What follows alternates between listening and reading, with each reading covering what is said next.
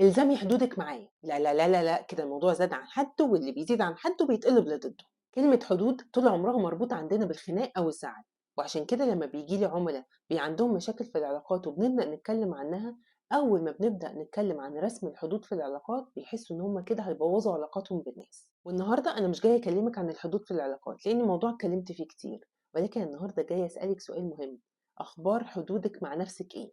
هو أنا المفروض يبقى عندي حدود مع نَفْسي؟ آه طبعًا في حدود مع علاقتِك مع نَفْسِك، سامحة لها بإيه ورافضة منها إيه، بتكلميها إزاي، إيه مقبول وإيه مرفوض، حدود الأذى عاملاه لأنهي درجة، حدود التعاطف بينِك وبين نَفْسِك أخباره إيه، التزامِك قدّام نَفْسِك، اتفاقاتِك مع نَفْسِك لمّا بتعمليها عشان تتحسنوا مع بعض بتلتزمي بيها والّا لأ، عشان تعرفي أخبار حدودِك مع نَفْسِك إيه، وتعرفي إذا كانت محتاجة تعديل أو يمكن حتى محتاجة تترسم من الأول.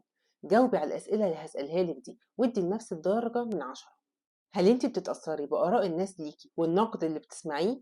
وهل ده بيأثّر على ثقتِك بنفسِك والّا لأ؟ بتوعدي نفسِك وعود وبتلتزمي بيها والّا لأ؟ بتحطّي أهداف ليكِ مثلًا إنِّك تغيّري عادات سيئة وإنِّك تحسّني من نفسِك في حاجة، وبتنفّذي الأهداف دي والّا بتحطّيها في درج المكتب؟ هل أنتِ شخص decisive بيعرف يفكّر وياخُد قرارات تعبّر عن رأيه حتى لو ده هياخُد منّه وقت؟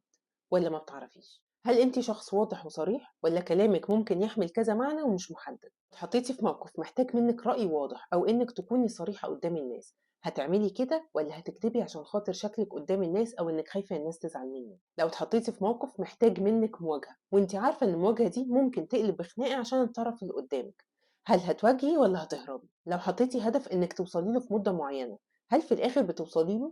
وأنتِ في رحلتِك هل بتتابعي نفسِك والّا بتكسّلي وتنسي؟ هل بتتعلمي من غلطاتِك اللي بتُقعي فيها والّا كالعادة بتكرريها؟